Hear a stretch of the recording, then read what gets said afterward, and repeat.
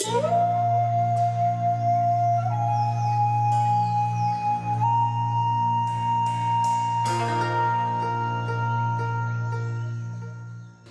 Messieurs, bonsoir. Merci d'être avec nous en cette heure tardive pour la suite et fin de cette première journée du 5e Symposium international. Et pour cette nouvelle conscience et cette nouvelle humanité, vont œuvrer ce soir des personnalités que je suis vraiment très heureuse et très honorée de recevoir. Claudia Rainville, qui est venue de très très loin jusqu'à nous, Philippe Weber et Denis Marquet. Et je remercie mon ami Éric Grange d'animer ce débat, cette discussion, cet échange. Je lui laisse donc la parole. Merci. Merci Béatrice. Bravo. Bravo à Béatrice pour tout ce qu'elle fait. Eh bien, je suis ravi de vous présenter donc, nos trois intervenants de ce soir. Donc je m'appelle Éric Grange, comme a dit Béatrice, et je suis le directeur d'Oasis Voyage Expérience en Conscience. Et donc les trois intervenants qui sont ici ce soir sont des intervenants avec lesquels je travaille depuis déjà quelques années. Donc Claudia a souhaité intervenir en deuxième position, donc on va commencer par Philippe, puis Claudia, puis Denis. Après il y aura donc on échange à trois, et puis une question-réponse avec vous.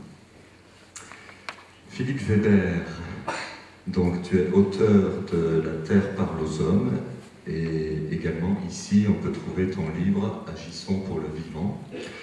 Tu es quelqu'un qui pendant 4 ans a organisé le rassemblement des gardiens de la Terre, c'est-à-dire que tu as fait venir des hommes et femmes médecines du monde entier. Et tu es en globe-trotteur, tu as parcouru les terres sacrées du Pérou, d'Hawaï. Tu enseignes aussi sur le mystère des crop circles en Angleterre.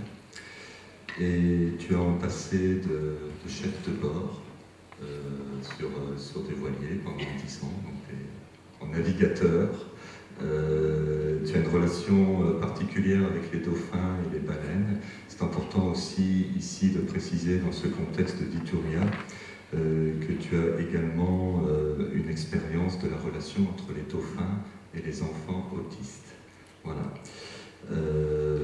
Tu es quelqu'un à qui j'apprécie beaucoup la douceur, l'humilité. Et je suis toujours très touché de te rencontrer, de te croiser. Et tu vas intervenir sur un thème sociétal. Une nouvelle société est déjà là. Mesdames, Messieurs, Monsieur Philippe Weber.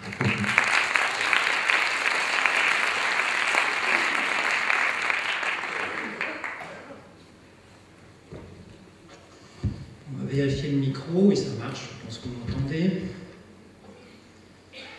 Alors j'aimerais commencer par remercier le magnifique message qu'on a reçu de Julie, ici, Béatrice et toute l'équipe d'organisation, parce que c'est vrai que c'est un gros travail de rassembler autant de personnes.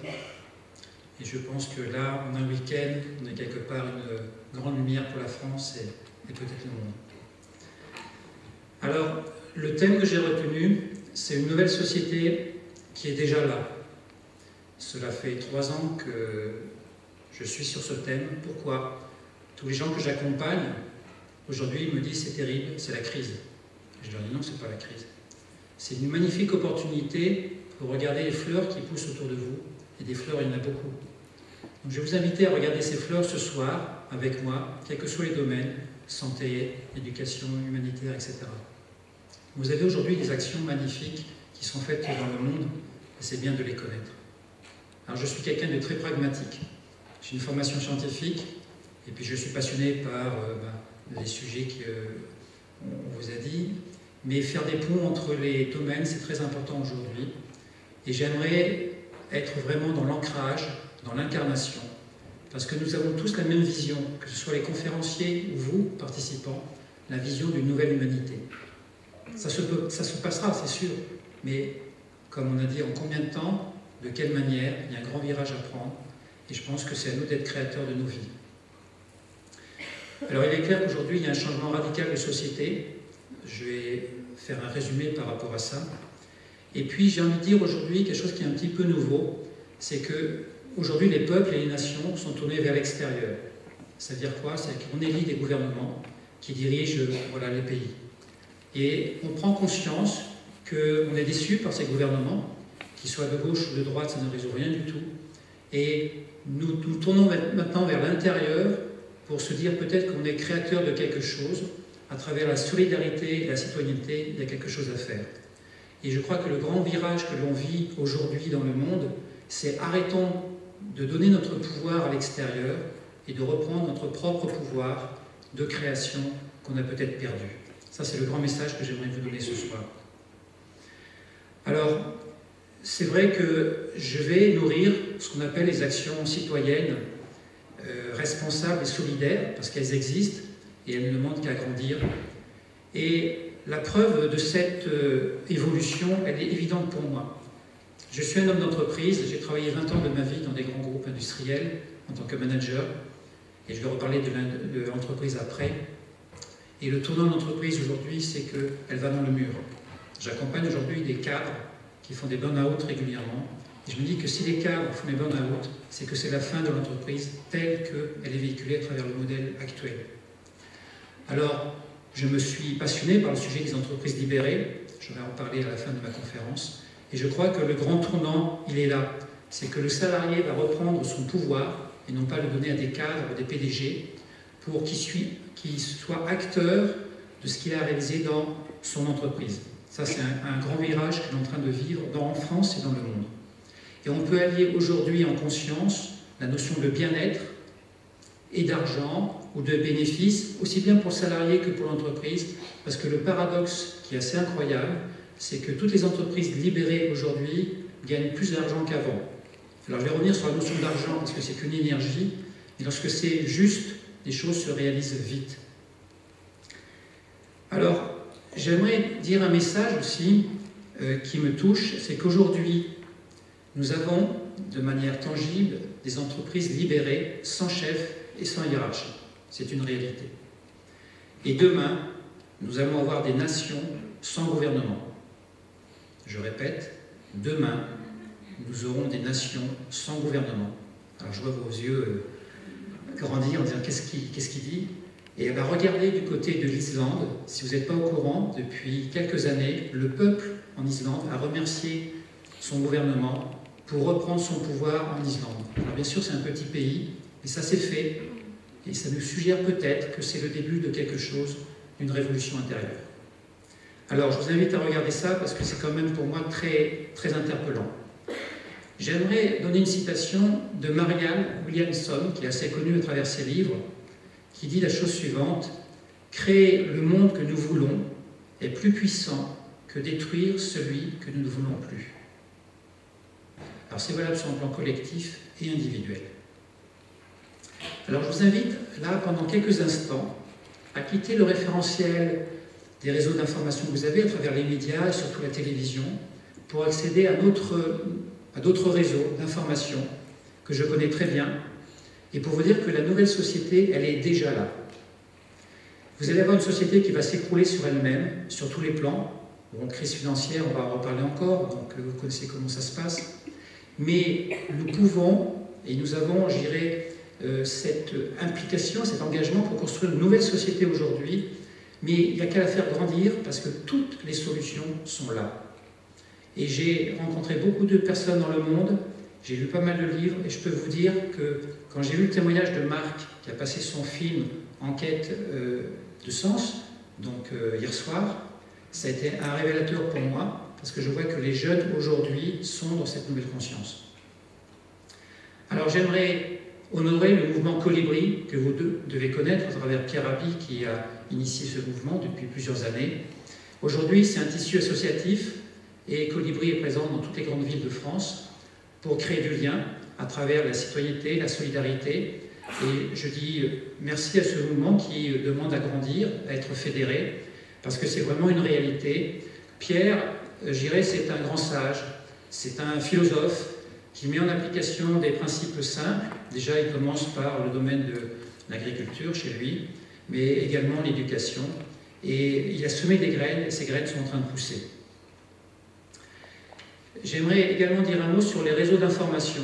Aujourd'hui, on a toute la puissance d'Internet.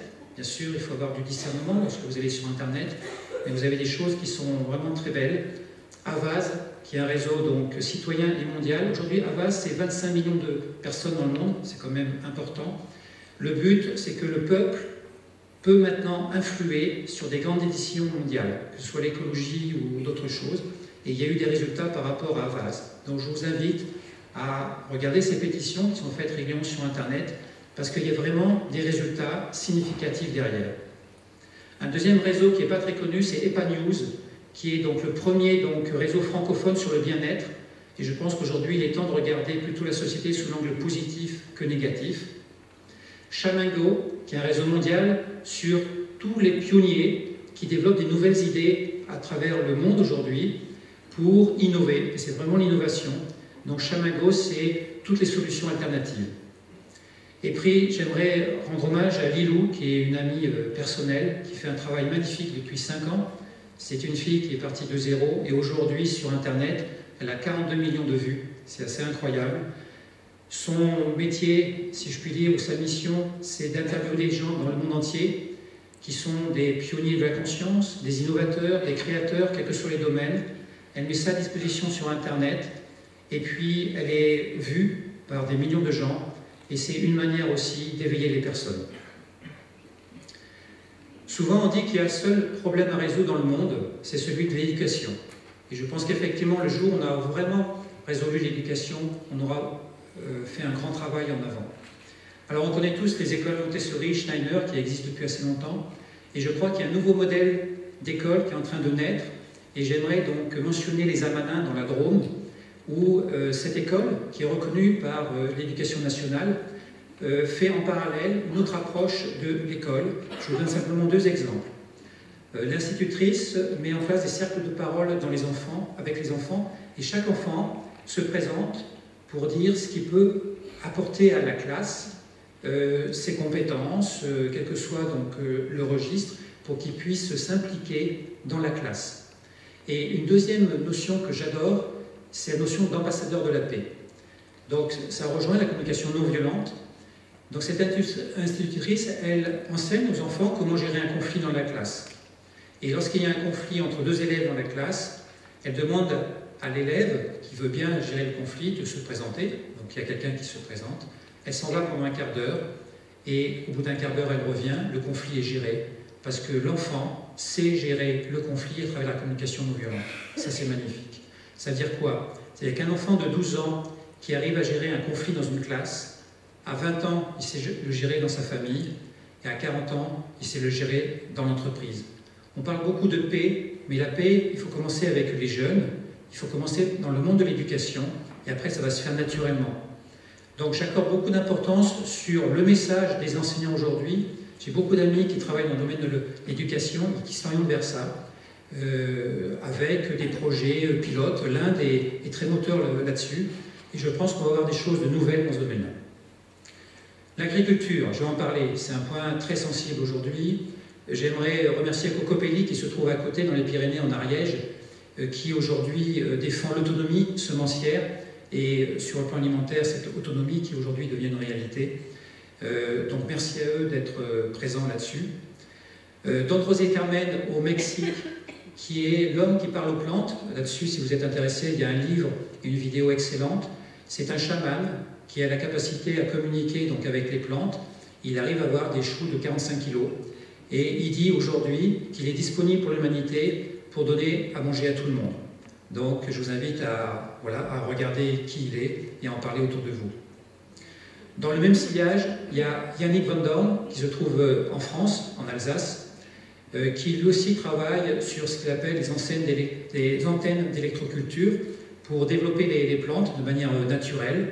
Il arrive à avoir des tournesols géants chez lui, et le diamètre de la fleur de tournesol fait 50 cm, ce qui est absolument énorme. Et aujourd'hui, il fait des tests grandeur nature au Canada sur des grandes surfaces pour mettre ça en pratique, parce que pour lui, il dit que c'est plus facile au Canada qu'en France pour l'instant. Sur le plan de l'humanitaire, j'aimerais parler de Marianne Sébastien, c'est une amie personnelle. Elle intervient dans le film donc En quête de sens. Marianne témoigne de ce qu'elle fait en Bolivie. Sachez qu'aujourd'hui en Bolivie, il y a des enfants qui travaillent dans les mines. On leur donne un marteau-piqueur à l'âge de 12 ans. Ils vont dans les galeries tout seuls, ils font 1 kilomètre, et ils passent la journée avec leur marteau-piqueur. Ce sont des enfants autistes. Donc Marianne a beaucoup travaillé donc, avec ses enfants pour mettre en place une structure de microcrédit, c'est-à-dire qu'elle donne de l'argent à cet enfant pour qu'il puisse sortir de la mine et puis faire un travail dans, par exemple, l'artisanat ou être boulanger. Et au bout d'1 an, il apporte l'argent dans sa famille et il est chef de famille sur le plan financier. Alors ce qui est magnifique, et Marianne a un secret, c'est pas trop les microcrédits qui sont connus dans le monde entier, c'est la manière de les gérer. Et elle a mis un système de parrainage. C'est-à-dire que l'enfant à 12 ans qui a su sortir de la mine va parrainer l'enfant de 11 ans qui lui va apprendre à sortir de la mine. Ils se parrainent mutuellement. Il y a même des formations de parrainage qui ont été mises en place en Bolivie. Et ça, c'est vraiment le génie de Marianne. C'est que Marianne, c'est une femme qui a un grand charisme, mais elle a su mettre en place ce système de parrainage et de solidarité, aussi bien pour les enfants que pour les femmes, et ça marche. L'association Voix Libre à Genève, c'est uniquement 10 personnes, que 10 personnes, et en 10 ans, ils ont sauvé 800 000 personnes, enfants et femmes confondus, en Bolivie. Elle a reçu les félicitations du président de Bolivie. Ensuite, j'aimerais parler d'un phénomène qui a lieu en Europe, et il nous vient d'Angleterre. Vous savez que les Anglais sont assez novateurs, ils nous ont apporté les ronds-points, merci pour les ronds-points, mais également un phénomène qui s'appelle les incroyables comestibles. C'est parti d'un petit village en 2005 en Angleterre qui était dans la crise, il n'y avait plus de travail, et du coup les gens se sont rendus autonomes mutuellement, c'est-à-dire qu'ils ont pris l'espace public avec l'accord de la municipalité pour faire des potagers. Voilà. Donc ça a créé du lien social.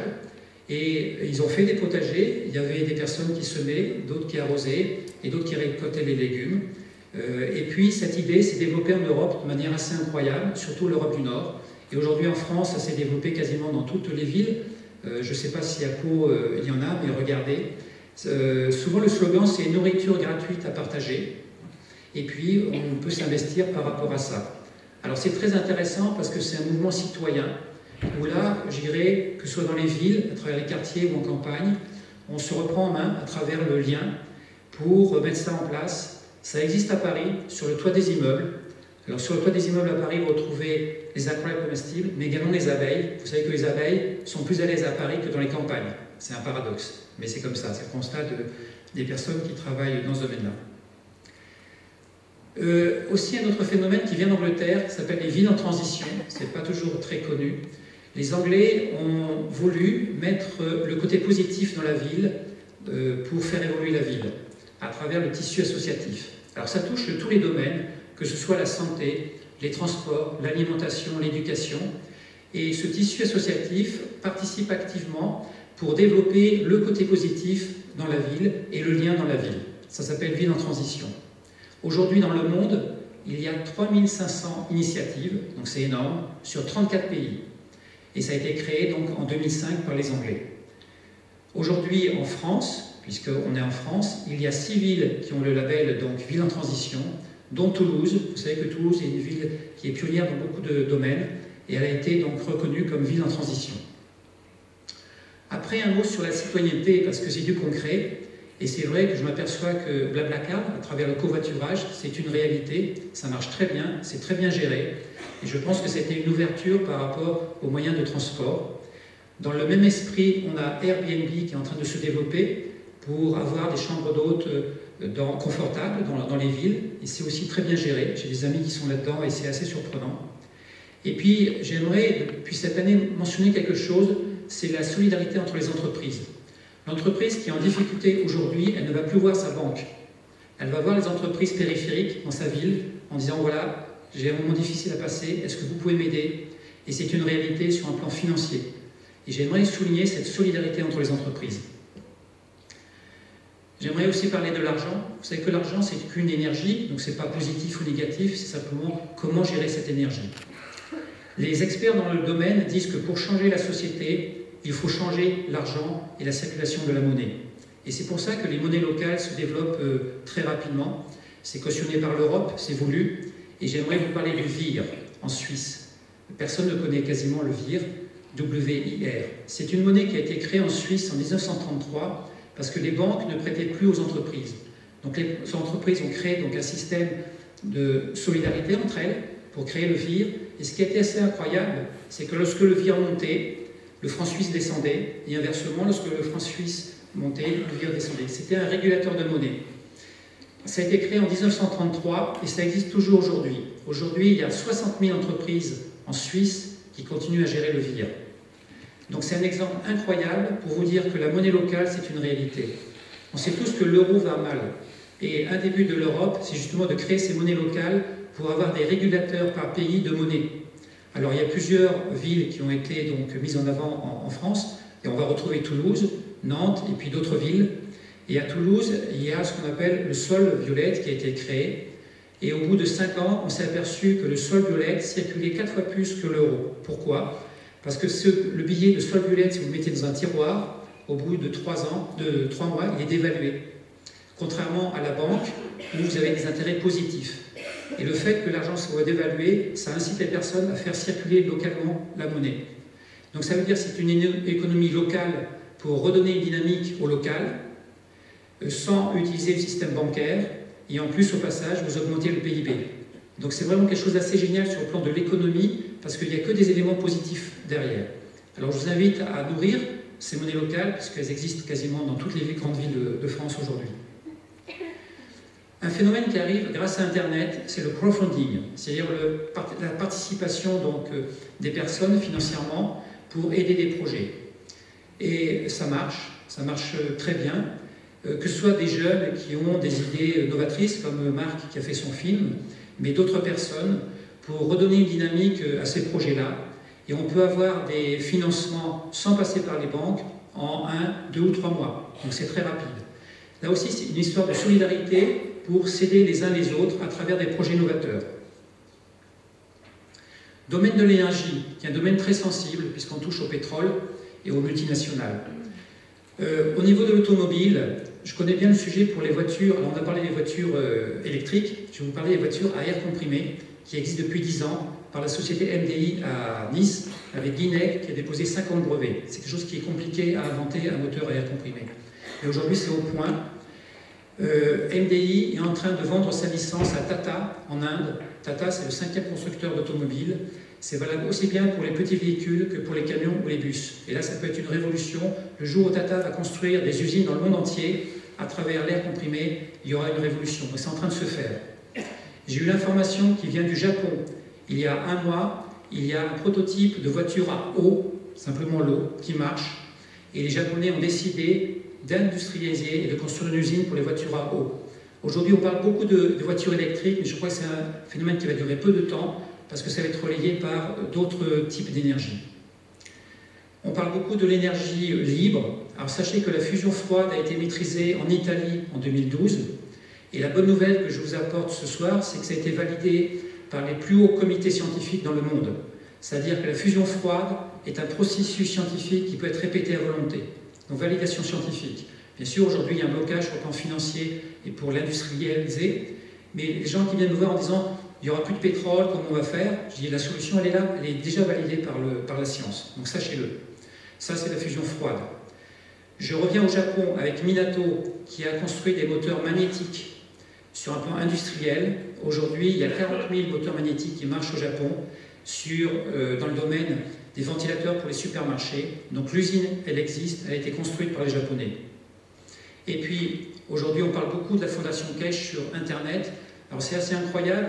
Kesh, c'est un génie qui a travaillé sur l'énergie libre et qui a fait des machines à plasma.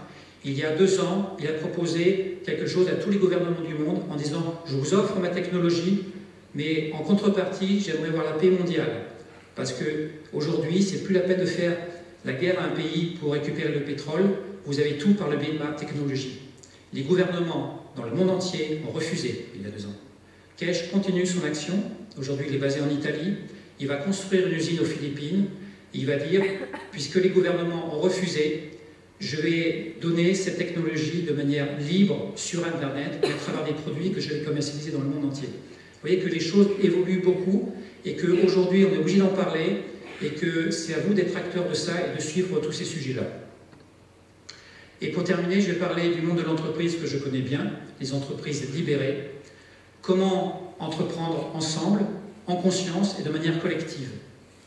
J'aimerais mentionner une association très active en France qui s'appelle APM, Association pour le Management, qui a été créée il y a 10 ans par une Hollandaise. Et aujourd'hui, c'est 350 clubs de managers en France, dont des grands groupes qui sont présents pour changer le paradigme de l'entreprise. Et il y a des ateliers sur l'entreprise libérée. Donc c'est comment faire évoluer l'entreprise à travers APM. On va retrouver bien sûr de nombreux coachs et de formateurs. Je me suis spécialisé sur l'intelligence collective depuis 2 ans et je trouve que le sujet est assez incroyable. Lorsque vous appliquez l'intelligence collective dans le monde de l'entreprise, vous arrivez à gérer une entreprise sans chef de manière très très facile.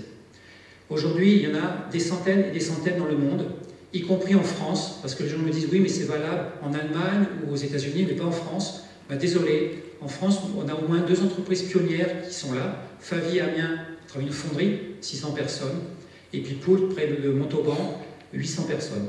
Ce sont des sociétés qui marchent très bien, qui sont autogérées, sans chef, et puis, quelque part, elles ont fait école. Et ces écoles, c'est à travers des PME qui se créent aujourd'hui.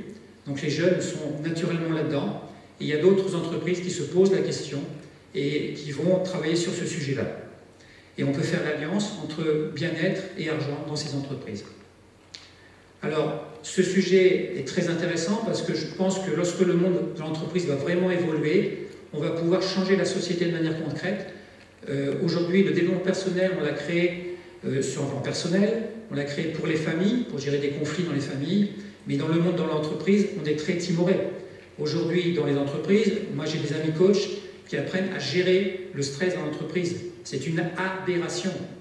L'entreprise ne doit pas avoir de stress. C'est complètement idiot d'apprendre à gérer du stress.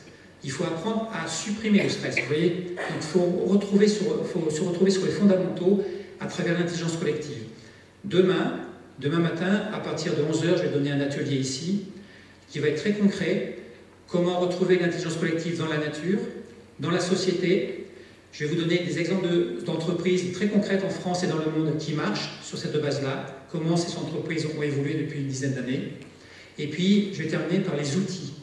Aujourd'hui, il y a une boîte à outils pour gérer des entreprises sans chef et sans hiérarchie. Et ce qui est assez incroyable, c'est qu'il n'y a aucune recette de cuisine. Parce qu'on pourrait s'imaginer, voilà, on se forme et puis on avance à travers ces outils. C'est pas du tout ça, c'est rentrer en conscience dans l'entreprise. En fonction de qui sont les salariés, la conscience des salariés, de l'histoire de la société, et puis effectivement la personne qui est garante de l'éthique dans l'entreprise. Et avec tous ces critères-là, on va utiliser tel ou tel outil au rythme de l'entreprise, mais ces outils, je dirais, ils ont été utilisés aujourd'hui par des centaines d'entreprises et ça marche à chaque fois. Donc demain matin, je vais vous présenter ces outils-là pour vous dire que c'était vraiment une réalité et c'est à nous de créer ça, que qu'on soit créateur d'entreprise ou salarié ou patron, peu importe. De toute façon, l'entreprise va devoir évoluer et pour moi, c'est un signe important de changement de paradigme dans la société. Voilà ce que j'avais à partager avec vous. Et pour synthétiser tout ça, j'ai envie de dire, soyons créateurs de nos vies, parce que nous avons tout entre nos mains, et c'est à nous d'être acteurs de cela. Je vous remercie pour votre attention.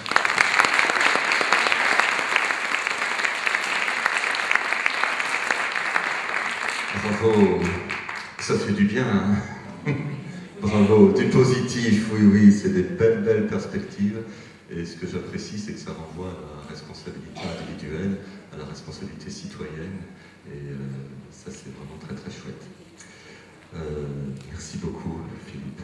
Denis, on se connaît depuis quelques années. Tu as emmené des groupes à Bali et demain, tous les deux, on va intervenir sur un atelier balinais en début d'après-midi. Tu as accompagné des croisières dauphins. Tu vas partir au printemps prochain en Ouzbékistan, à l'approche du soufisme, emmené en groupe. Pour moi, Denis, tu es un homme qui a une pensée lumineuse et un cœur transcendant. C'est ce que je ressens chaque fois que je te rencontre. Je voulais te le dire publiquement. Je suis très heureux que tu sois là ce soir. Et tu as choisi d'intervenir sur le thème « Vivre en conscience ». Mesdames, Messieurs, Monsieur Denis Marquet.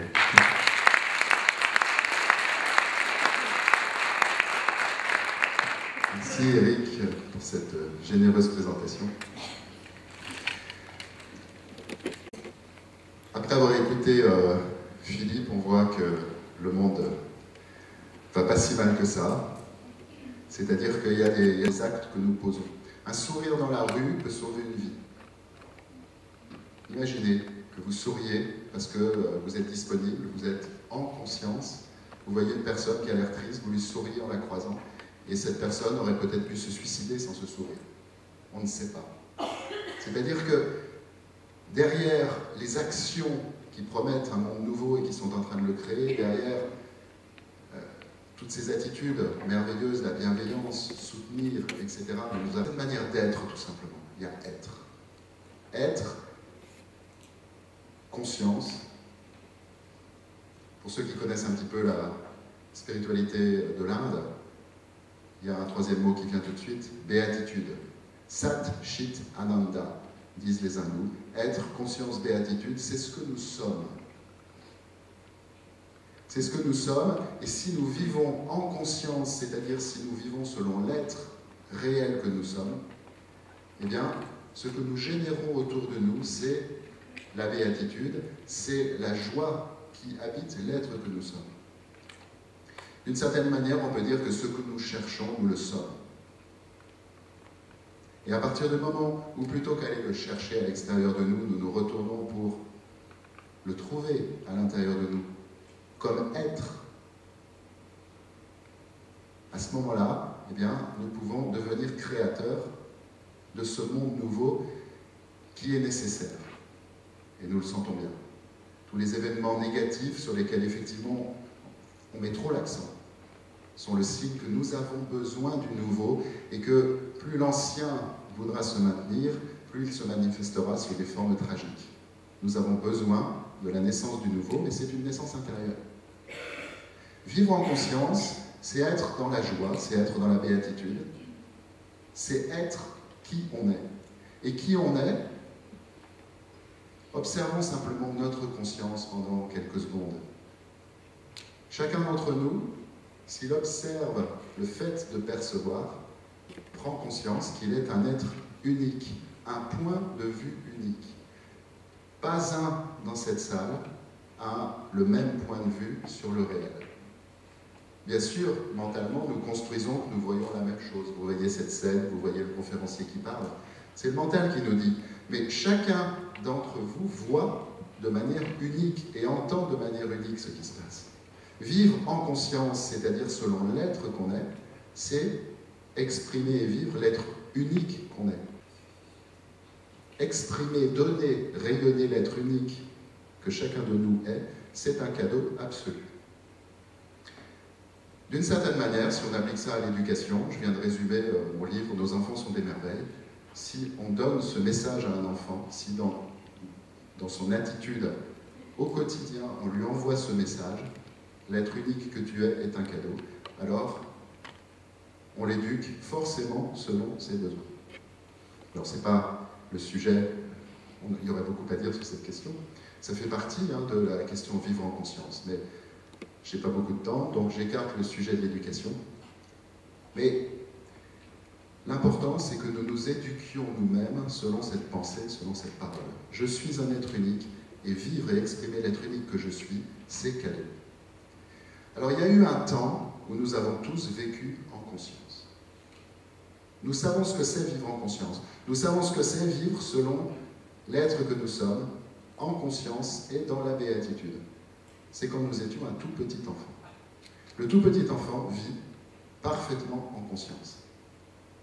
Et c'est merveilleux de voir un petit enfant, à peu près jusqu'à 2 ans, 2 ans et demi, percevoir toute l'énergie, le vivant et la présence qu'il habite. Si quelqu'un d'entre vous s'est déjà perdu dans les yeux d'un bébé de 6 mois, ce regard parfaitement ouvert, qui ne discrimine pas, qui ne juge pas, qui ne sélectionne pas, mais qui est pure conscience, eh bien, cette personne-là sait qu'il n'y a pas besoin d'aller chercher sur les contreforts de l'Himalaya un être éveillé, nous en avons plein autour de nous. Et c'est ce que nous avons été, c'est-à-dire que c'est aussi une mémoire qui nous habite. La pleine conscience, la conscience éveillée, c'est quelque chose qui caractérise le tout petit enfant. C'est pourquoi Jésus pouvait dire, si vous ne devenez pas comme des petits enfants, et le texte de l'Évangile dit bien que l'enfant dont il parle, c'est un tout petit enfant, eh bien, vous ne pourrez pas entrer dans le règne de Dieu. Le taoïsme aussi nous invite à devenir comme des petits enfants. Pour quelle raison? C'est que l'enfant, il est en pleine conscience, il est sa conscience. Alors sa conscience se manifeste d'abord d'une manière qui est très importante, c'est un être unique qui est en état de désir. Quand on voit un tout petit enfant, il est dans un élan de vie qui comporte trois aspects. L'élan de vie du tout petit enfant, d'abord le pousse à aller toujours vers de nouvelles expériences de lui-même, de nouvelles expériences de l'être unique qu'il est. Notre vrai désir, si nous voulons redevenir comme des petits-enfants et vivre en conscience, eh bien, il faut nous souvenir que notre vrai désir veut toujours nous emmener vers le nouveau, pour nous expérimenter nous-mêmes, expérimenter l'être unique que nous sommes, dans la rencontre du nouveau. Notre vrai désir nous emmène vers l'inconnu. Un des critères pour reconnaître qu'on est dans son vrai désir, c'est que la peur n'est jamais très loin, parce que nous avons aussi peur de l'inconnu. La capacité à vivre la peur, à l'accepter, à ne pas s'en soulager, à les laisser nous traverser et à la laisser partir également, eh bien, c'est une clé essentielle pour vivre son vrai désir. Aller vers le nouveau pour faire une expérience nouvelle de soi-même. Quand on part en voyage, et particulièrement les voyages en conscience qu'organise merveilleusement Eric, eh bien, on va à la rencontre du nouveau pour faire une expérience de soi-même nouvelle. On est dans le désir. On est dans le désir, ça veut dire on est en conscience, ça veut dire on est en communication avec l'être unique que l'on est. Tout ça est une seule chose. Quand on regarde un tout petit enfant, on voit une deuxième chose. Donnez à un petit enfant de 2 ans une feuille de papier et un crayon feutre, et vous allez voir que tout de suite, il va se jeter sur la feuille pour exprimer qui il est. Alors, si on n'a pas un œil très artiste, on peut considérer qu'il fait n'importe quoi, des gribouillis, etc. C'est pas vrai. C'est pas vrai. Si on regarde bien, il exprime l'énergie qu'il habite. Et le dessin qu'il fait est la trace de l'énergie de vie qui est en lui. Et pour lui, c'est très important d'exprimer l'énergie de vie qui est en lui. Un tout petit enfant a tendance, à juste titre, à trouver que les adultes sont un peu éteints. Et il a envie de communiquer cette énergie de vie. Ça l'inquiète, parce qu'il se dit, si grandir, c'est devenir comme eux, ça ne m'intéresse pas nécessairement. Et c'est donc très important pour lui qu'on soit réceptif à cette énergie de vie qu'il habite et qu'il exprime de toutes les manières possibles, et particulièrement sous forme artistique. Picasso disait, j'ai mis des années à apprendre à dessiner comme un enfant. Parce que lui avait saisi, c'était un artiste, il avait saisi cette dimension profondément artistique de l'enfant. Exprimer l'être unique que l'on est. Mais nous avons besoin de ça. Si nous ne vivons pas de cette manière-là, notre vie n'a pas de sens et nous nous étiolons. Nous avons besoin, un besoin vital, d'exprimer l'être unique que nous sommes. C'est cela, vivre en conscience, vivre selon la conscience que nous sommes. Et puis il y a une troisième chose.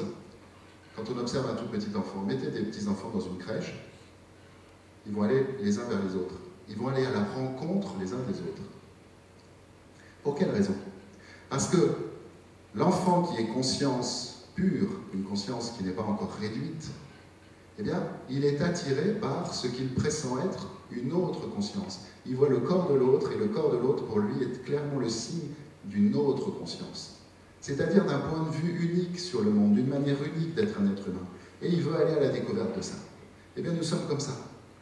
Chaque fois que nous rencontrons un autre, il y a une partie de nous qui est simplement en désir de faire connaissance avec l'être unique qui est là. Et ce désir-là, malheureusement, il est souvent recouvert, étouffé par des peurs, par des projections, des attentes, etc. On va voir cet aspect des choses, nous pouvons nous en libérer. Mais à l'état pur, notre désir nous emmène à la rencontre de l'autre conscience, de l'autre être, de cet autre être unique. Alors, je dis jusqu'à 2 ans, 2 ans et demi, c'est variable. Vers cet âge-là, il se produit une expérience douloureuse. Une expérience très difficile en réalité et qui est nécessaire mais qui demande un accompagnement spécifique pour l'enfant. Représentez-vous un enfant d'environ 2 ans et demi qui quand il rencontre une nouvelle personne, se tortille, parfois se jette à terre, se fait tout petit. Il a l'air très mal à l'aise. Et tout de suite, on dit « Oh, regardez, il est timide ». En réalité, si on observe bien, ça ne lui était jamais arrivé, ça. Et ce n'est pas du tout qu'il est timide.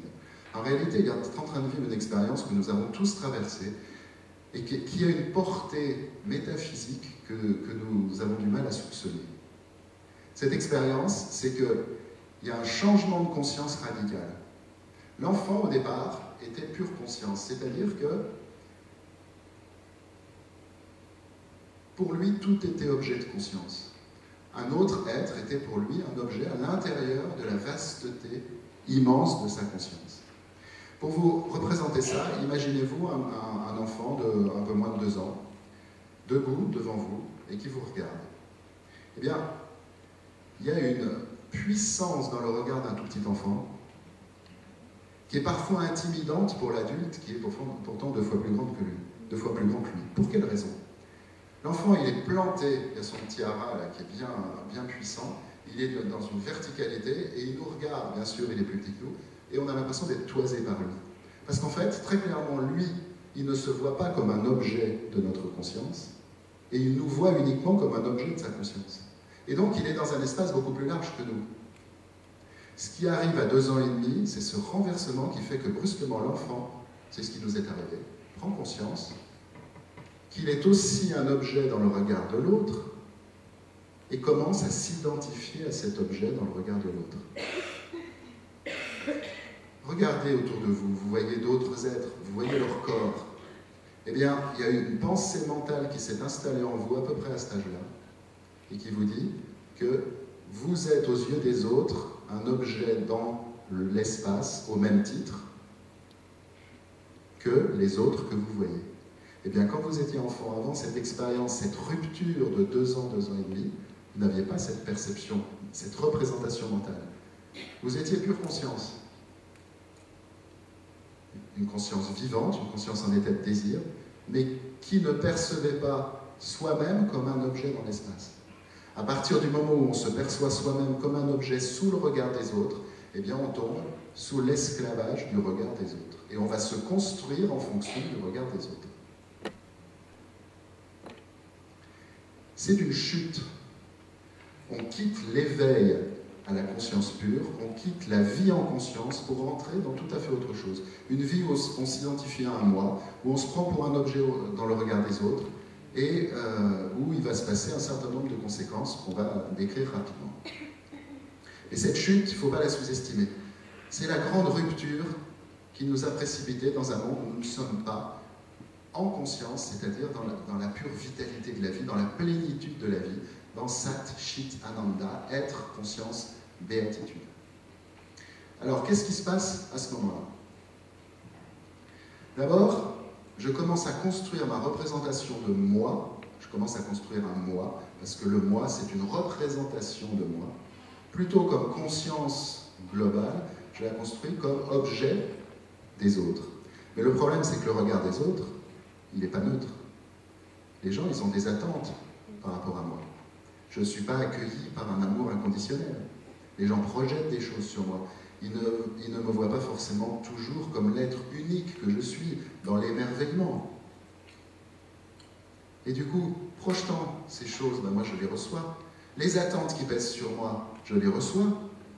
Si on m'accueille sous condition, si tu es comme ça, si tu es sage, si tu es comme ça, alors d'accord, je te donne selon tes besoins. Si tu n'es pas comme ça, alors tu ne te sentiras pas aimé. C'est ce qui nous est arrivé à tous. Qu'est-ce qui se passe à ce moment-là?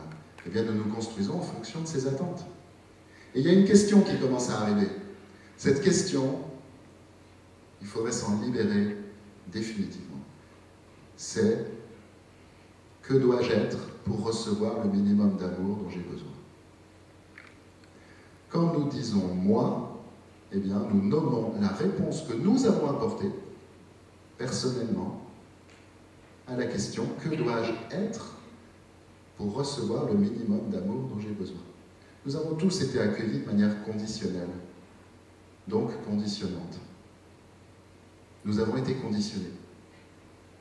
Et notre moi, c'est la réponse à cette question. Le jour où nous lâchons complètement cette question, où elle ne se pose plus en nous, alors nous sommes vraiment libres, totalement libres. Avant cette libération-là, il n'y a que des fragments de liberté, des petits bouts de liberté que nous arrivons à conquérir sur un esclavage général. Vivre en conscience, c'est se libérer pleinement de ça. C'est-à-dire récupérer pleinement, alors non pas son pouvoir, là on va parler de véritable puissance, puissance d'être. Capacité à s'accueillir soi-même indépendamment de cette question qui nous a conditionnés. Alors bien sûr, cette chute dont on parle, elle représente une perte d'être, une perte de substance. Regardez ce qu'est réellement votre conscience. Votre conscience est tout l'espace. Et dans cet espace, il y a des objets qui se meuvent, des corps, des objets, des choses. Vous êtes conscience, vous êtes l'espace. Et en même temps, quand vous dites « moi », brusquement, vous rapetissez aux dimensions de la représentation d'un corps dans l'espace. Le moi diminue, le moi nous fait perdre de l'être, perdre de la substance. Aussitôt, il y a deux conséquences qui naissent, et ces deux conséquences sont de la souffrance. Souffrance du manque, manque d'être. Alors ça, c'est un point important aussi. Il y aurait beaucoup à dire sur cette question. Nous sommes en manque. Que nous le voulions ou non, le manque habite notre vie. Eh bien, le manque est toujours un manque d'être. Évidemment, nous cherchons à le combler par des objets, par de l'avoir. Comme ce manque d'être tient au fait que nous sommes construits par le regard des autres, dépendants du regard des autres, nous cherchons à combler le manque d'être aussi par de la reconnaissance. Claudia nous a parlé de la reconnaissance. Quand nous sommes libres, nous n'avons plus du tout besoin de reconnaissance parce que nous ne sommes plus dépendants pour nous sentir être du regard que autrui pose sur nous. Voilà une libération importante. Mais tant que cette libération n'a pas lieu, eh bien, nous allons chercher à combler le manque en direction du monde extérieur. Mais comme cette perte d'être nous fait aussi nous sentir soudain tout petits dans le monde, dans un vaste monde, donc très vulnérables, il y a des peurs qui naissent.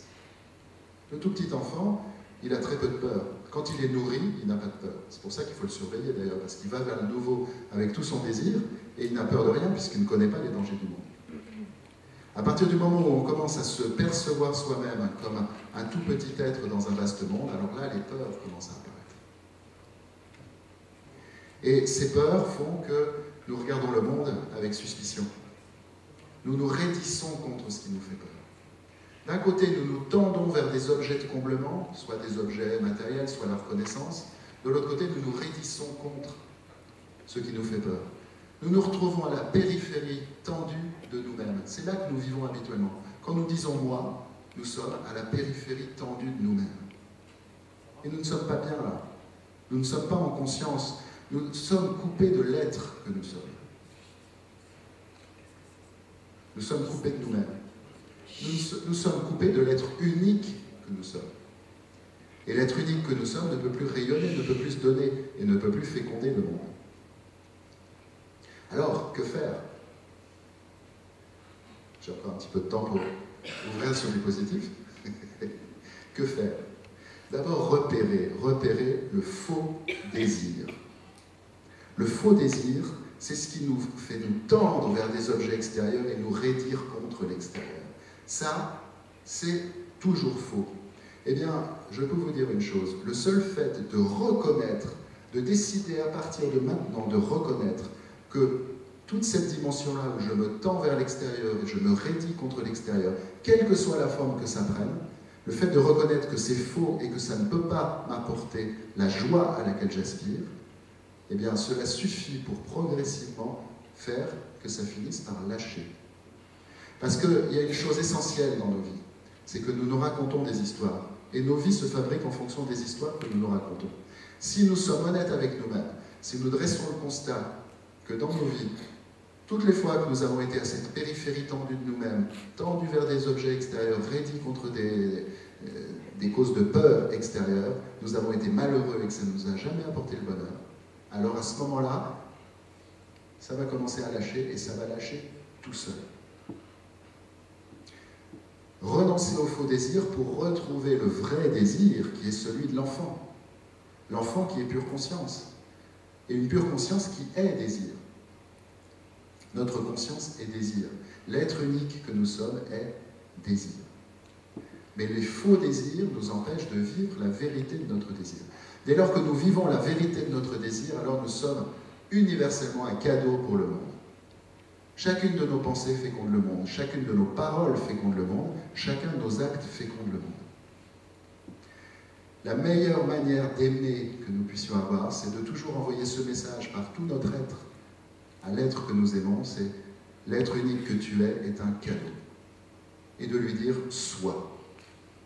Tout simplement « sois ». Parce que la conscience a le pouvoir extraordinaire de donner l'être.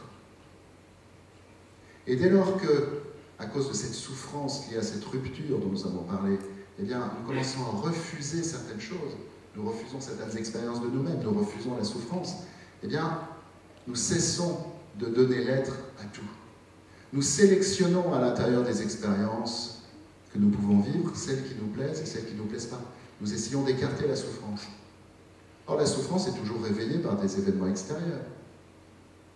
Si quelqu'un que j'aime a un comportement qui me rappelle des comportements anciens de ma maman, qui m'ont fait souffrir, eh bien, je vais avoir tendance à me mettre en colère contre cette personne, je vais refuser son comportement. Mais en réalité, je refuse quelque chose qui est à l'intérieur de moi, je refuse une expérience intérieure.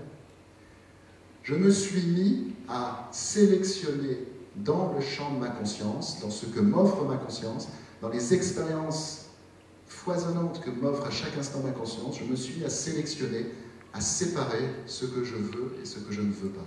Ce à quoi je dis oui, ce à quoi je dis non. En faisant ça, pour limiter la souffrance, pour me soulager de la souffrance, eh bien, j'ai mis le moi en position d'origine. Voilà ce que fait le moi, cette petite chose réduite et fausse pour laquelle nous le prenons. Il se met constamment en position d'origine des choses. Il veut être l'auteur de notre vie. C'est un très mauvais écrivain. Il écrit des histoires qui sont tristes, qui nous font des histoires de souffrance. Tout ce que le moi crée dans notre vie, comme ce n'est pas l'être vrai que nous sommes, eh bien cela ne génère que de la souffrance. Une clé essentielle, c'est d'apprendre à retirer le moi de la position d'origine. Apprendre à se retirer et à laisser être la vie. À partir du moment où nous commençons à nous retirer, à laisser des petites ouvertures, où nous laissons être les choses, où nous donnons l'être, où nous acceptons que les choses soient, à ce moment-là, c'est notre désir qui va pouvoir se frayer son chemin et qui va commencer à nous mettre en mouvement, à nous animer. Et nous allons nous sentir inspirés, portés par quelque chose, par une transcendance intérieure, quelque chose d'extrêmement juste. Dès que le moi se retire de la position d'origine, c'est quelque chose de beaucoup plus profond qui prend le relais. Et ce quelque chose de plus profond, c'est l'être unique que nous sommes. C'est notre être, c'est notre conscience. C'est aussi notre joie intérieure qui commence à se manifester, qui commence à féconder le monde autour de nous. Le monde nouveau sera créé par des êtres qui acceptent de retirer le moi de la position d'origine, qui acceptent de regarder la stérilité absolue de tout le champ du faux désir, tendre vers, se raidir contre, et qui se souviennent toujours de l'enfant qu'ils ont été et qui se souviennent du fait que l'être unique qu'ils sont est un cadeau. Sur la base de cette conscience, de cette nouvelle conscience, eh bien, un monde nouveau peut être créé. Et nous le créons à chaque instant autour de nous, à chaque fois que nous sommes capables d'accepter ce qui nous traverse, ne plus se mettre en position d'origine, laisser être les choses, laisser émerger notre vrai désir, laisser émerger cette puissance d'énergie profonde qui est notre être profond, et le laisser rayonner autour de nous. Laisser être, nous laisser être. Je termine là-dessus. Quand nous étions enfants, on nous a peu laissé être. Et depuis, nous avons pris le relais. Nous ne lâchons pas beaucoup la grappe, nous nous laissons peu être. Dès lors que nous osons nous laisser être, alors c'est notre être qui prend le relais. C'est la vérité profonde de notre être. Être, conscience, béatitude. Et c'est cela qui féconde le monde. Voilà ce dont nous avons besoin pour créer ce nouveau monde que nous appelons de nos voeux. Je vous remercie.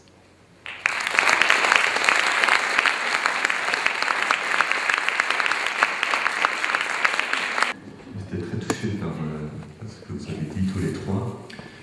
Dans la relation à la conscience, ça me renvoie, je vais poser une question très personnelle, à la relation à l'inconscience. Et quand il y a eu les événements à Paris, je me suis souvenu quand j'étais chez Nouvelles Frontières où on m'avait affecté à la zone du Proche-Orient et j'ai repensé à mes amis de là-bas. Et il est remonté en moi quelque chose qui m'a marqué, je crois quelque chose qui m'a marqué à vie. Je retournais au Yémen avec mon groupe peut-être pour la 3e ou la 4e fois et je revois mon chauffeur de 4x4 et le premier jour en sortant de l'aéroport il me montre une photo d'une jeune femme et je lui dis « Waouh, c'est ta fille, qu'est-ce qu'elle est belle, comment elle s'appelle ?» Et il me dit avec beaucoup de joie, avec beaucoup de candeur « Mais non, c'est ma 4e femme, regarde comme elle est belle !»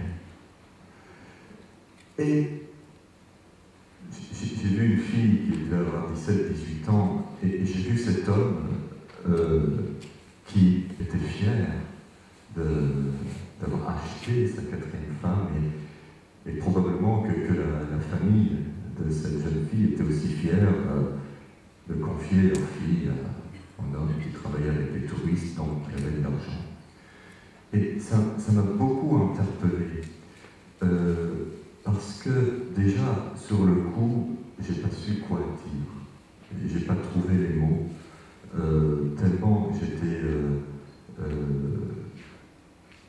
perturbé par l'émotion positive de ce conducteur. Et avec ce qui s'est passé là à Paris, cet événement cette mémoire est revenue de plus en plus fort en moi. Et je me dis, mais comment, enfin, je vous pose la question, j'aimerais vous entendre là-dessus, ou peut-être le public, et comment est-ce qu'on peut relationner avec l'inconscient quand il a des décennies, des siècles derrière, et qu'il est à ce point-là d'intensité? Qu'est-ce que l'on peut faire en face? Parce que je raconte mon histoire de chauffeur de 4x4, mais voilà, elle pourrait qui présente un côté dramatique. Mais comment est-ce qu'on pourrait répondre à ça? Quid de la relation à l'inconscience quand elle est sous notre nez? Dans l'exemple que tu donnes, c'est une espèce d'inconscient ancestral qui crée certaines mœurs qui ne correspondent pas forcément à nos valeurs. Et en même temps, ce que j'entends dans ton histoire, c'est que tu t'es pas senti en position de juger au nom de tes valeurs, les valeurs de l'autre. Mais en revanche, quand il y a des terroristes qui viennent assassiner des gens dans la rue, là, on est dans un autre registre. C'est-à-dire qu'on n'est pas face à des gens qui défendent leurs valeurs. Parce que ce ne sont pas véritablement les valeurs de l'islam, le meurtre de sang-froid comme ça. Et ça, beaucoup de musulmans le disent, et de plus en plus, et heureusement. Donc, c'est pas un inconscient ancestral, là, c'est un inconscient qui serait plus d'ordre freudien, l'inconscient du refoulement. Et ce qui est intéressant, c'est de se demander qu'est-ce qui est refoulé, quel retour du refoulé, à quel retour du refoulé on assiste là. Et moi, personnellement, ce qui m'apparaît, c'est qu'on vit quand même dans une civilisation occidentale qui se mondialise, donc qui se répand partout, et qui s'est fondée pendant plusieurs siècles. Heureusement, ça commence à finir, il y a du nouveau qui apparaît, mais qui s'est fondé pendant plusieurs siècles sur le refoulement de la transcendance. Et tout se passe comme si on assistait à un retour du refoulé, c'est-à-dire que ce qu'on refoule va dans l'ombre et fait retour sous forme de ténèbres. Mais il ne faut pas oublier que ces gens se réclament de façon complètement pervertie, mais ils se réclament de la transcendance. Et il faut penser à la fois le fait qu'ils se réclament de la transcendance et le fait que ce soit de façon absolument pervertie. Il faut s'aider ni sur l'un ni sur l'autre, parce que c'est de la perversion. Philippe ou Claudia, vous avez un mot à ajouter?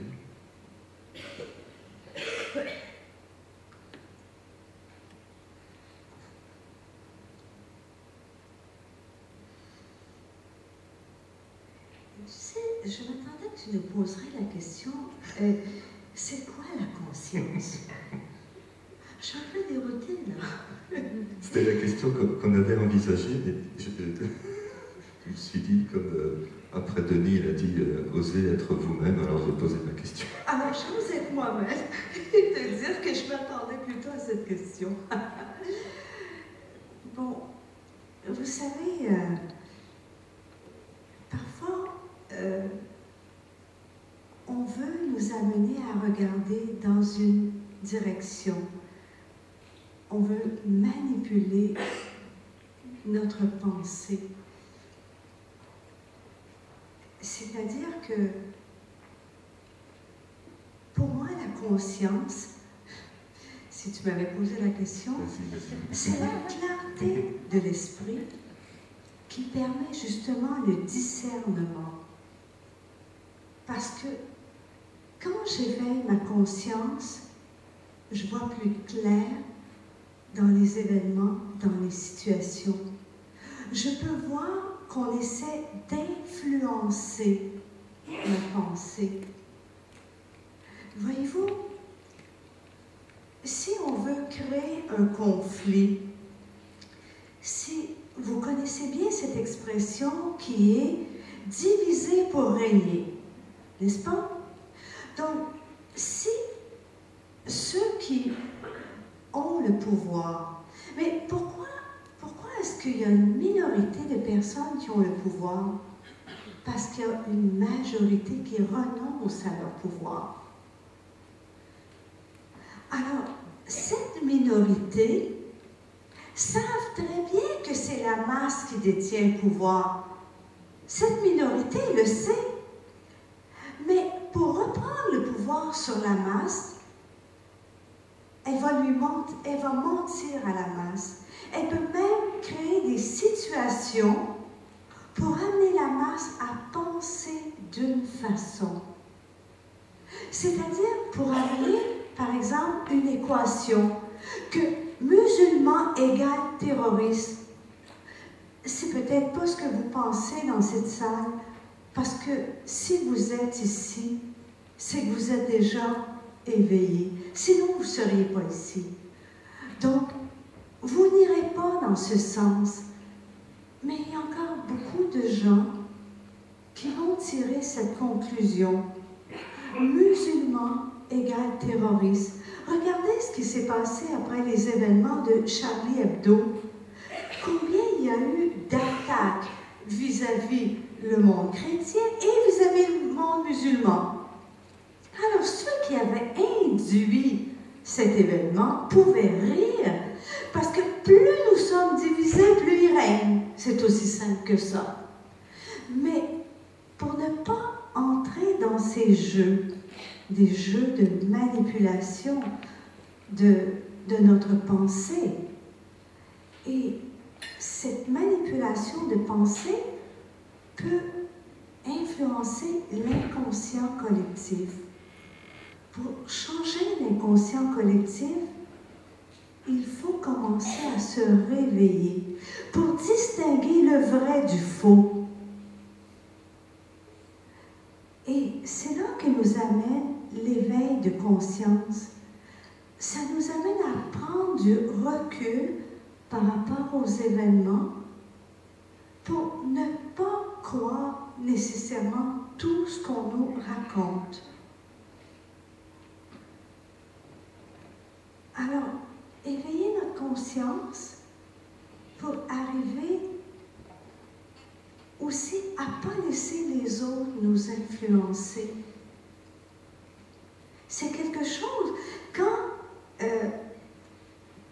Denis parlait de revenir à cette conscience pure, à notre authenticité, eh bien, je crois qu'il sera d'accord avec moi pour dire il faut éveiller notre conscience pour ne plus être influencé par la pensée collective, pour revenir à notre pensée, la pensée de notre être unique, capable de se faire sa propre opinion. plutôt que de penser à travers ce qu'on veut nous faire penser.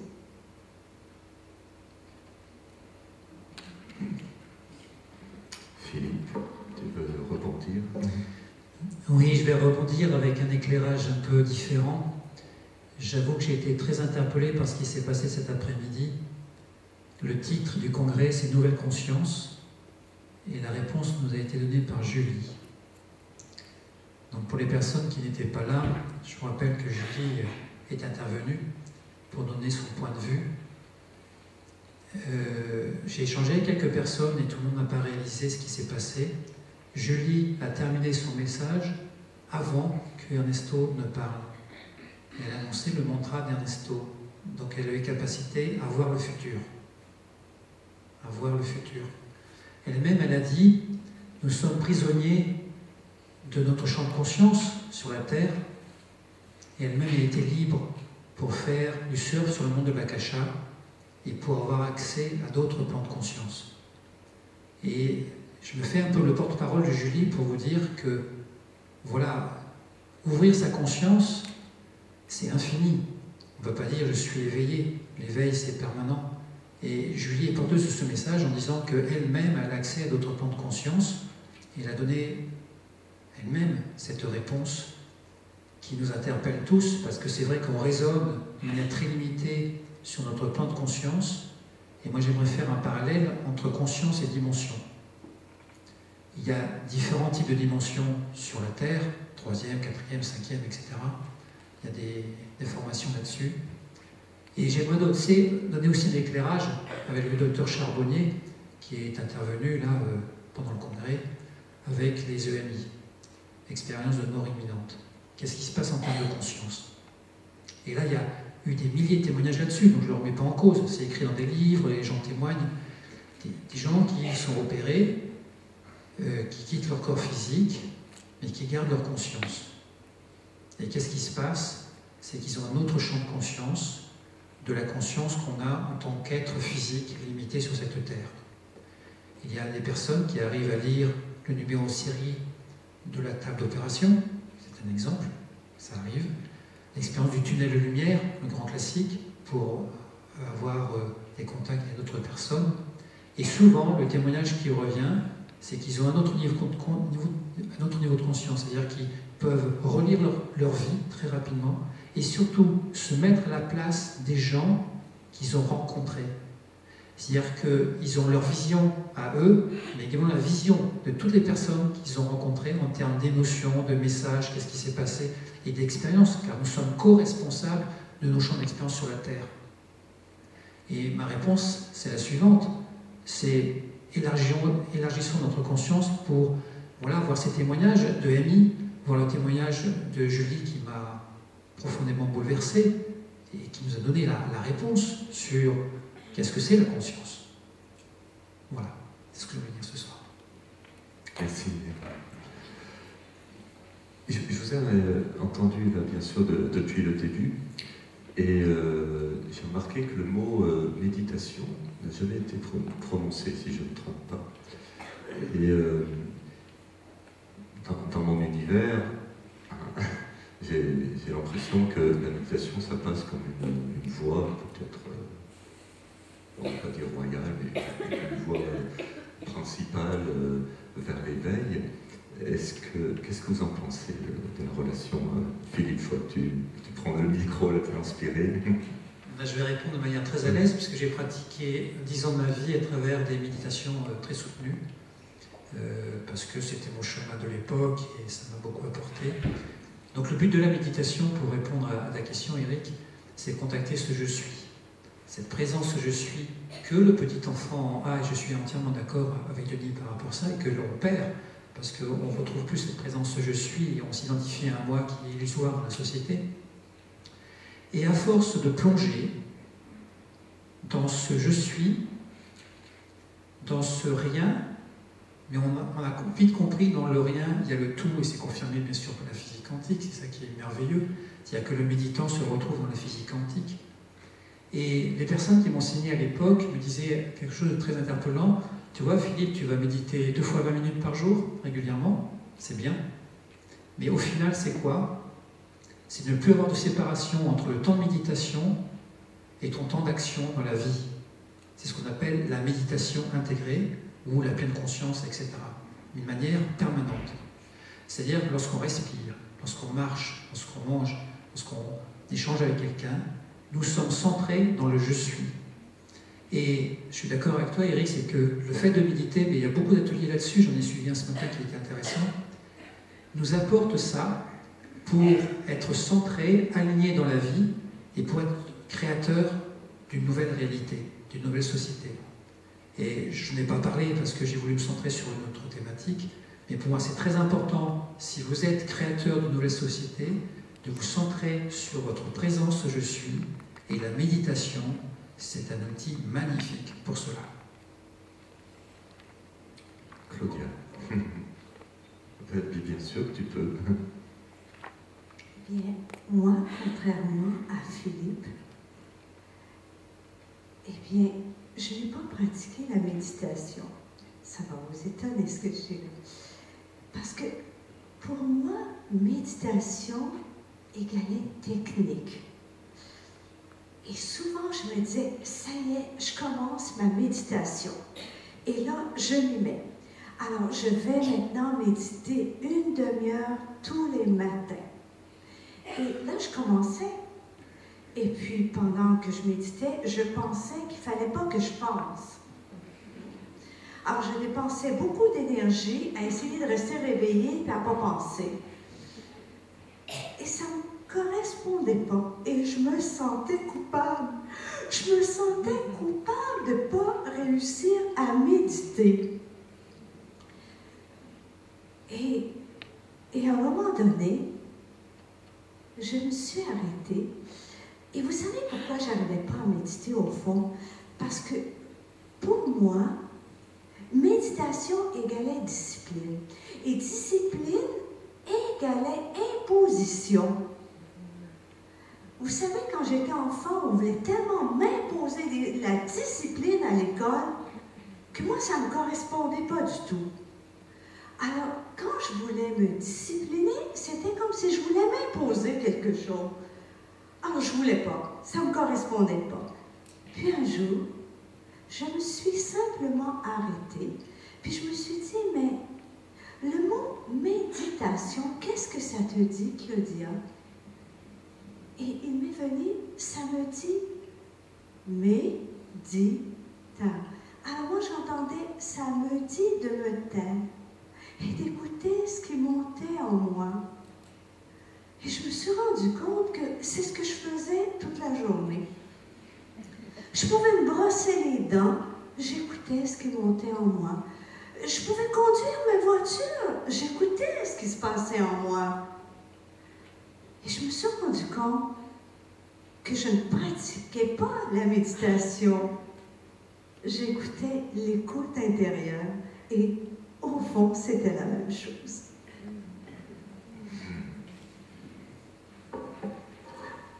C'est intéressant parce qu'il y a des techniques de méditation et on peut considérer que la méditation est une activité. On peut même la mettre sur son emploi du temps. De 7 à 8, je médite.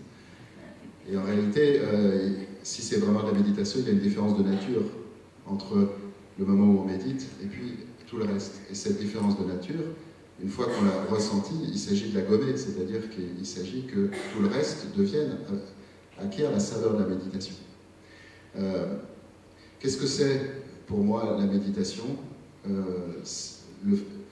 En tant qu'acte séparé du reste, c'est s'entraîner à se contenter d'être. Et effectivement, si on s'assoit dans une posture et qu'on s'ouvre à cette écoute intérieure dont parle Claudia, eh bien on s'entraîne à se contenter d'être et à laisser être ce qui se passe. Et se contenter d'être, on peut le transposer ensuite dans toute la vie quotidienne parce qu'on n'est jamais aussi performant, efficace, actif, rayonnant, fécond que quand on se contente d'être. Et de l'extérieur, quelqu'un qui se contente d'être, eh bien, il va sembler hyperactif. On va dire, mais d'où tires-tu toute cette énergie? Lui, intérieurement, il sait qu'il se contente d'être et que son être, qui est conscience, qui est désir, le met en mouvement dans un ajustement aux choses. Pour moi, méditer, c'est ça, c'est se contenter d'être. Merci. Donc, est-ce qu'il y a des questions? Quelqu'un qui voudrait partager quelque chose? Si quelqu'un au deuxième rang. Merci. Bonjour. C'est juste une petite question par rapport à un terme que je n'ai pas compris en fait et qui m'intéresse. C'est quand vous avez parlé du refoulement de la transcendance. Et voilà, j'ai lu beaucoup ce que vous disiez et là je n'ai pas compris trop de quoi il s'agissait. Donc si vous pouvez m'apporter un éclairage, s'il vous plaît. J'ai bien un peu allé-y, oui. En fait, l'Occident moderne s'est construit sur ce qu'on peut appeler le refoulement de la transcendance, c'est-à-dire a construit une civilisation qui voulait se passer le plus possible de l'idée d'une transcendance. Par exemple, on a répudié l'idée de Dieu, on a voulu mettre les religions de côté. Avant la modernité, jusqu'à la Renaissance, c'est la religion qui mène la danse, c'est la religion qui domine, qui impose une certaine idée de Dieu, qui impose. Le fait d'imposer, c'est quelque chose dont il fallait se libérer, bien sûr, parce que le vécu de la spiritualité, étant intérieur, il suppose un individu libre. On peut commencer à rentrer dans une spiritualité véritable à partir du moment où on est libre de pratiquer sa spiritualité et de la pratiquer en fonction de qui on est. Donc tout ça a été nécessaire, il n'en reste pas moins que pendant quelques siècles, avec le triomphe de la science, de la technique, eh bien, la transcendance a été de plus en plus absente. Et une société comme la société occidentale qui se mondialise, c'est-à-dire qui s'impose à d'autres cultures qui n'ont pas fait ce travail-là et qui se sont fondées et qui restent fondées sur la transcendance, eh bien, ça crée un choc, je ne dirais pas un choc de civilisation parce que c'est une expression qui est pour moi mal employée, mais ça crée un choc humain.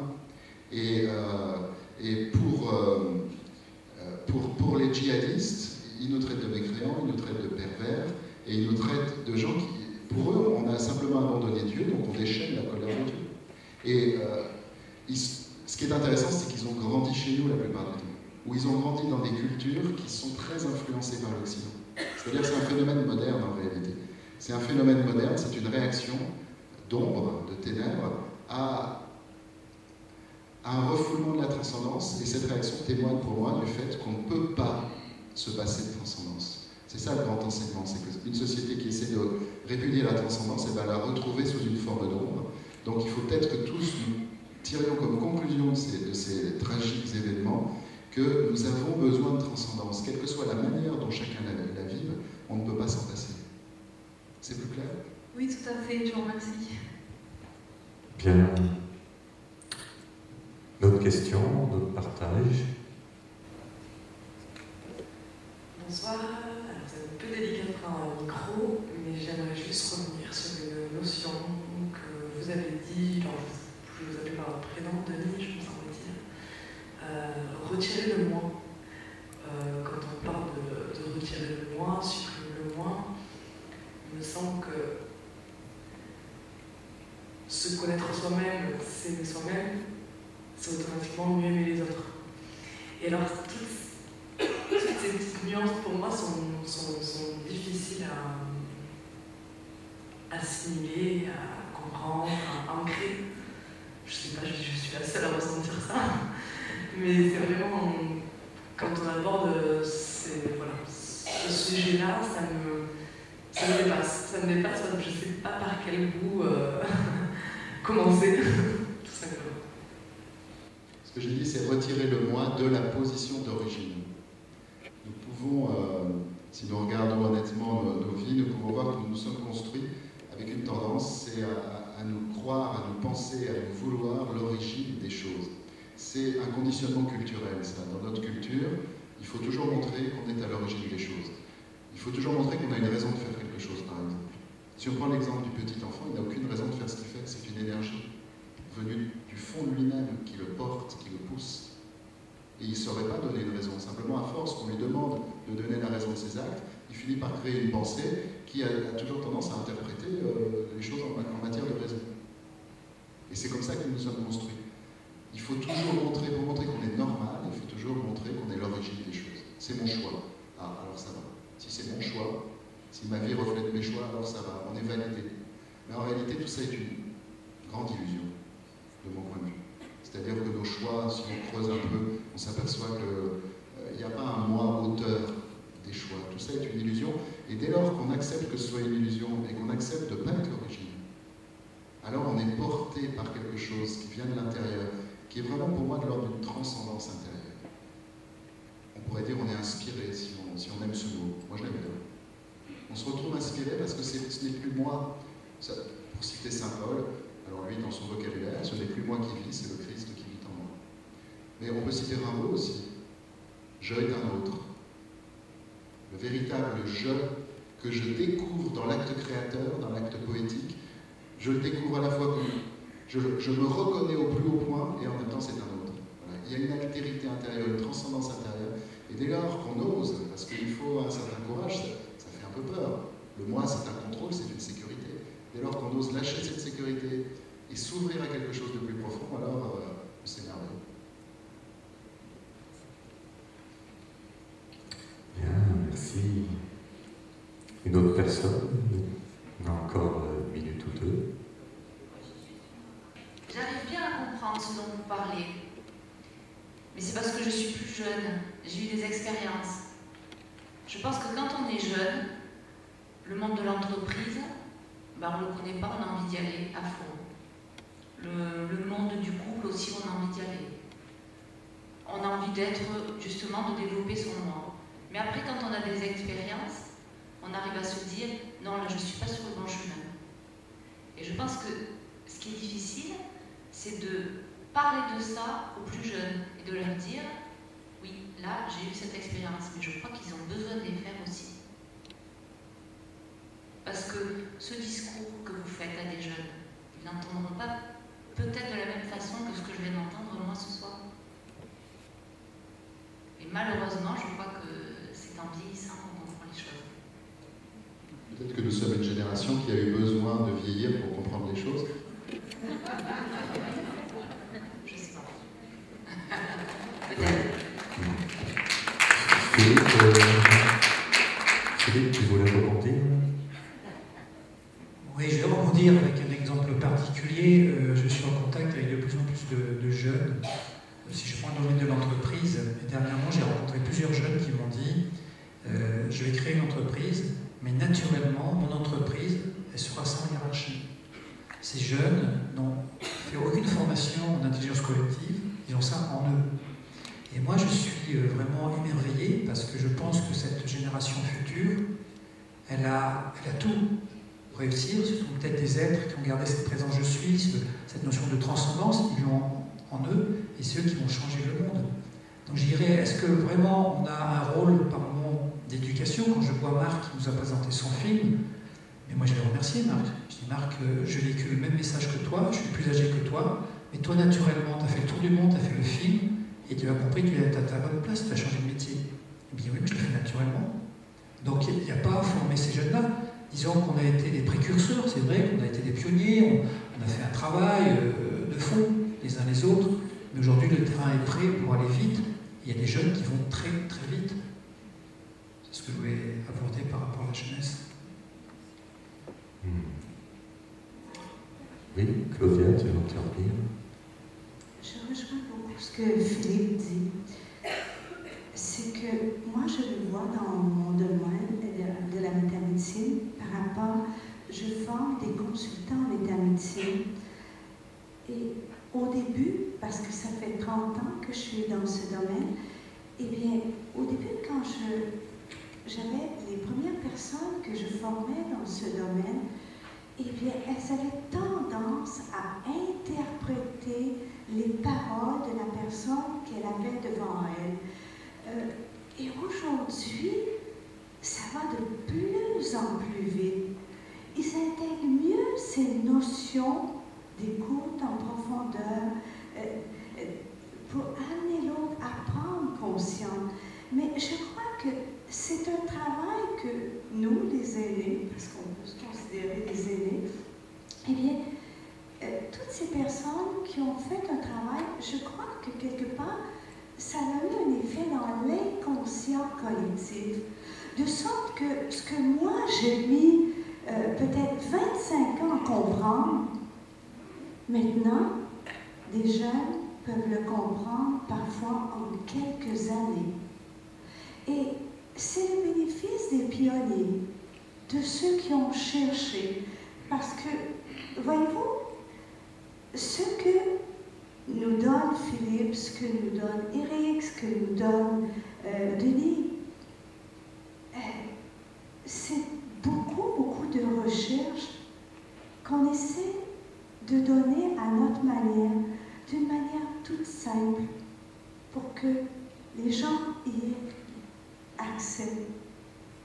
Et donc, je crois qu'il faut faire confiance aux jeunes, à cette nouvelle génération, parce que, oui, comme disait Philippe, nous sommes entrés dans cette nouvelle humanité. Je vais rebondir sur un sujet dont on n'a pas parlé, c'est les seuils de conscience. Et là-dessus, je vais faire référence au champ morphogénétique de Rupert Sheldrake, qui dit la chose suivante: à partir d'un certain pourcentage, la conscience va basculer. Alors, il y a des conférenciers qui ont annoncé 10%, je ne sais pas, peu importe le chiffre, c'est peut-être 6%, 7%, peu importe. Mais toujours est-il qu'il y a cette notion, à partir d'un certain nombre de personnes dans le monde qui vivent en conscience la même expérience, à ce moment-là, tout va s'accélérer. Vous savez qu'aujourd'hui, dans la recherche scientifique, lorsqu'un génie a une idée aux États-Unis, le jour d'après, c'est en Russie, en Australie, etc. Pourquoi? Parce qu'il touche à cette notion de conscience élargie. Il y a eu même des expériences là-dessus, et les jeunes en font partie.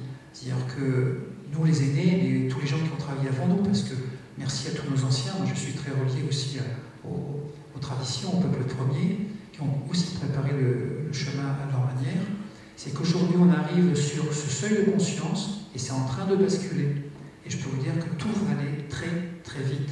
C'est-à-dire que aussi bien l'ancien monde va s'écrouler très vite, mais le nouveau va se construire aussi très vite. Et en fait, tout est parfait. Il ne faut même pas se poser de questions. Et la jeunesse est là. Et la jeunesse, elle me dit souvent, mais Philippe, ne t'inquiète pas, on est là. Une fois, il y a un jeune qui m'a dit, mais t'inquiète pas, on est là, on est très conscient, et on sait qu'on va changer le monde. Merci. Merci.